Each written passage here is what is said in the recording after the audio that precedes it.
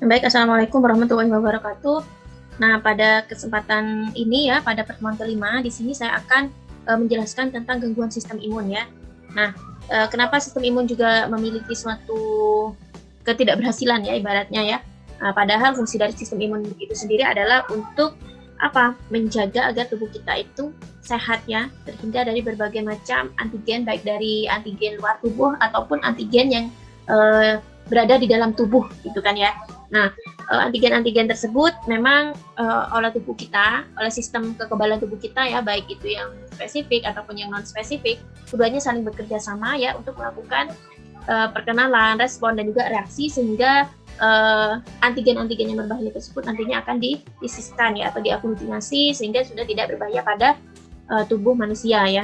Nah, tetapi sistem imun juga memiliki kekurangan gitu kan ya. Setiap manusia juga tidak sama ya, baik itu berasal dari genetiknya ya, nah ataupun responnya, sehingga gangguan yang disebabkan oleh sistem imun di sini bisa terjadi karena kesalahan regulasi oleh sistem imun itu sendiri ya. Bisa karena sistem imunnya dalam hal ini contohnya limfositnya ya yang sudah mengalami mutasi ya, atau beberapa antigennya ya yang sudah menghasilkan reseptor-reseptor tertentu sehingga tidak bisa dikenali oleh sistem imun ya, bisa juga seperti itu. Efektivitasnya yang mulai berkurang dari sistem imun ya, contohnya seorang yang sudah terkena infeksi ya, infeksi berat, kolera misalkan ya, kusta ataupun HIV. Nah, itu kan termasuk infeksi berat ya, sehingga akan mengganggu respon dari imun kita itu kerjanya akan berkurang ya, karena terlalu banyak infeksi sehingga infeksi sekunder yang lainnya akan mudah masuk ke dalam tubuh kita ya. Kemudian sistem kekebalan tubuh kita dengan adanya kesalahan dalam proses regulasi ya dan juga responnya yang berkurang ya. Nah, itu juga akan menyebabkan kesalahan ya atau ketidakberhasilan mekanisme dari sistem imun secara normal ya, baik itu kerjasama antara limfosit ya ataupun kerjasama dari sel ataupun sel-sel kimia yang memang berfungsi sebagai sistem kekebalan tubuh kita. Kita kemarin sudah belajar bagaimana keterkaitannya kerjasama antara sistem kekebalan tubuh non spesifik ya, baik itu primer, sekunder, beserta dengan sistem kekebalan tubuh yang spesifik ya, yang melibatkan limfosit ya, limfosit B dan juga limfosit T ya, karena keduanya memiliki antibodi yang memiliki antibodi dengan spesificitas yang sangat beraneka ragam ya, setiap harinya juga diproduksi. Sedangkan sel T itu juga memiliki reseptor yang khusus untuk melisiskan ya, untuk mengenalkan beberapa antigen tertentu ya. Nah, gangguan sistem imun yang kita bahas pada pertemuan hari ini itu ada 3, alergi atau hipersensitivitas, autoimun dan juga defek imun ya. Nah, sekarang kita bahas tentang alergi. Alergi itu adalah suatu reaksi berlebih ya, spesifik sistem imun terhadap bahan asing bagi tubuh ya. Tetapi secara normal alergi ini tidak berbahaya gitu kan ya, yaitu suatu antigen lingkungan tertentu yang pada kebanyakan orang tidak menimbulkan reaksi terkait ya. Jadi memang tidak semua orang dapat menimbulkan alergi, tapi beberapa orang juga memiliki gangguan alergi ya, bisa alerginya itu tunggal ya ataupun kombinasi ya. Jadi memang ada orang yang alergi makanan laut, di samping itu juga mengalami alergi yang lain, misalkan ya alergi dingin ya, itu juga bisa menyebabkan alergi ya, alergi susu misalkan. Nah, itu pada ada satu orang yang mengalami alergi bahan-bahan tertentu saja ya. Nah, benda asing ya atau antigen lah ya. Jadi antigen atau bahan asing ya. Kalau bahan asing atau antigennya itu yang menyebabkan alergi, itu namanya adalah anti-alergi ya. Jadi maaf ya, alergen. Jadi alergen itu adalah, ini memang banyak istilah ya, tetapi sinonim semuanya itu sama. Jadi kalau pada orang penderita alergi, antigennya atau bahan asingnya yang mengenali tubuh kita itu adalah namanya alergen atau hapten ya. Nanti kalau ada istilah hapten, itu namanya zat yang dapat menyebabkan alergi ya. Jadi mungkin Anda bisa catat ya, benda asing atau antigen atau alergen atau hapten itu sama ya. Nah, apa saja alergen itu yang menyebabkan alergi? Bisa dari kacang-kacangan ya, kelompok tanaman, kelompok hewan-hewanan ya, udang ya. Kemudian ada bahan-bahan tertentu ya, seperti apa ini? Bahan dari latex gitu kan ya, dari apa latex ini? Glove ya. bisa menyebabkan iritasi pada tangan, rasa panas atau gatal gitu kan ya. Nah, selain itu juga bisa berasal dari obat-obatan, lingkungan, suhu juga bisa ya. Kemudian beberapa racun ya yang dihasilkan oleh hewan sengatan lebah, bisa ular ya, itu adalah bisa menimbulkan bisa disebut dengan alergen ya. Nah, mekanisme umum ya dari alergi ya itu melibatkan sistem pertahanan spesifik dan non spesifik. Non spesifiknya ini adalah kerja dari sel mas ya, dan spesifiknya itu adalah adanya kerja dari sel B. Jadi misalkan ada alergen ya, alergennya itu misalkan seorang yang santai-santai di suatu taman ya. Nah, taman itu ternyata banyak bunga, taman bunga ya. Nah, kebetulan sudah musim berbunga sehingga banyak sekali serbuk sari yang berterbangan ya. Anda tahu kalau serbuk sari itu juga ternyata dapat berfungsi sebagai alergen. Nah, kalau misalkan alergen dari serbuk sari itu terhirup ya oleh orang yang sensitif ya, oleh orang yang hipersensitif, mengganggu pernafasannya sehingga dapat menimbulkan yang namanya alergi ya.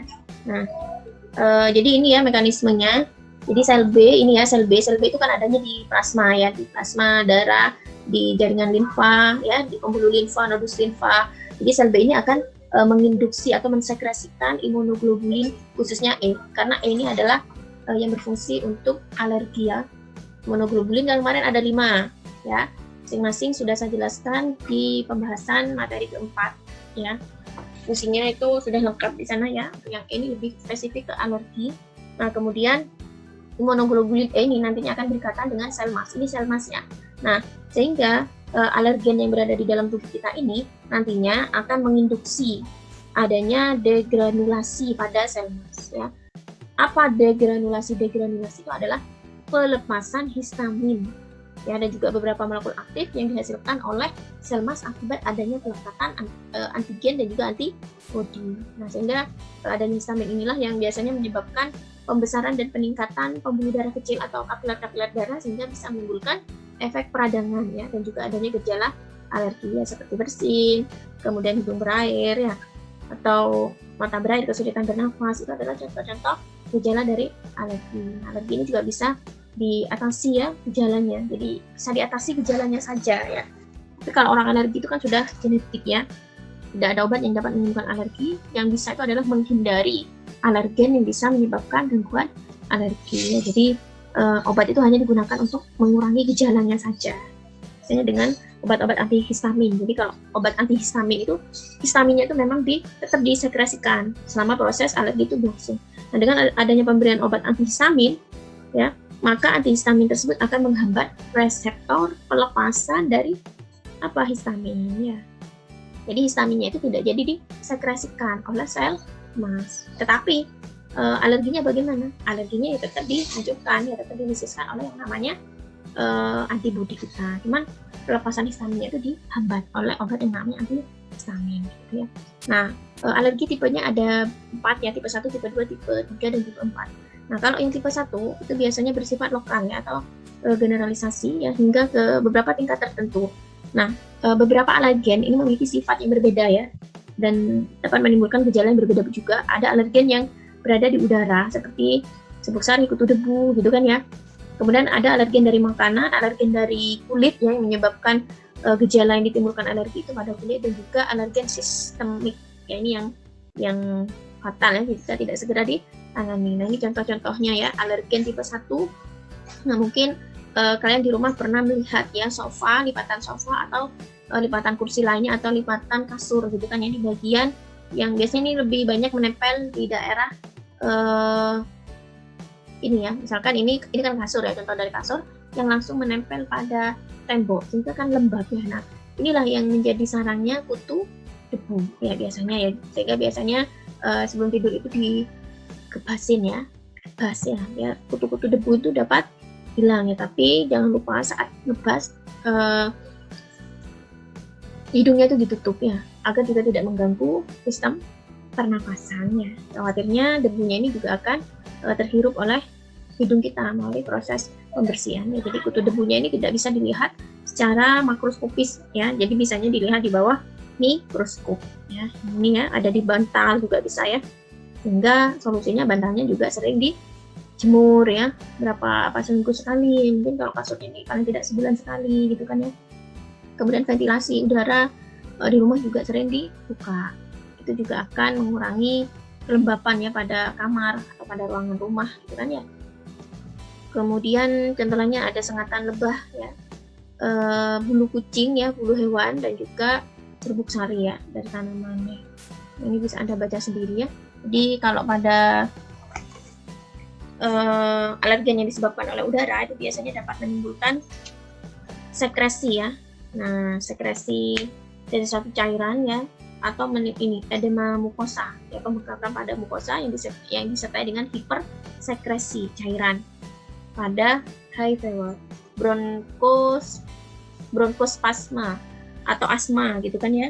Nah, itu akibat dari beberapa alergen yang sudah saya sebutkan tadi ya. Kemudian beberapa nyeri pada abdomen, mual, muntah, bahkan diare ya, akibat yang ditimbulkan pada alergen makanan ya. Ini susu, buah, ikan ini hanya suatu contoh ya, bisa makanan yang lain ya. Kelompok seafood juga bisa ya. Alergen pada kulit ya, protein bisa lebah, bukan bisa menimbulkan gatal sampai pembengkakan biasanya pada wajah, tergantung dari di mana lebah itu menyengat. Kalau di tangan itu menimbulkan rasa gatal yang sangat luar biasa ya. Bahkan juga ada pembengkakan ya, biduran itu juga bisa disebabkan oleh faktor cuaca ya, eczema atopik. Nah, sebenarnya ya seorang yang diare, makan yang muntah itu kan ya, akibat alergi dari makanan ya, alergi bahan makanan, itu juga suatu usaha tubuh untuk membantu mengeluarkan alergen ya. Kulit bereaksi terhadap alergen itu juga ya. Nah, beberapa alergen juga bisa menyebabkan gangguan sistemik ya yang berbahaya. Ini adalah kelompok antibiotik ya. Nah, ini misalkan ya, antibiotik. Jadi alergen itu memperoleh akses langsung ke dalam darah ya, biasanya melalui proses penyuntikan, sehingga biasanya pada saat orang itu mengalami gangguan kesehatan ya, misalkan diopname ataupun melakukan pengobatan, misalnya dokter itu kan menanyakan ya, punya riwayat alergi atau tidak gitu kan, terkait obat. Ini yang paling banyak menimbulkan alergi ini memang dari golongan antibiotik ya. Jadi kalau misalkan Anda belum tahu punya alergi antibiotik atau tidak, ya bilang belum tahu ya, jangan bilang tidak. Kalau misalkan bilang tidak, dokter juga akan memberikan antibiotik yang khawatirnya kalian akan menimbulkan alerginya. Ya kalau tidaknya dokter itu akan ngetes terlebih dahulu ya, darahnya diambil gitu kan ya.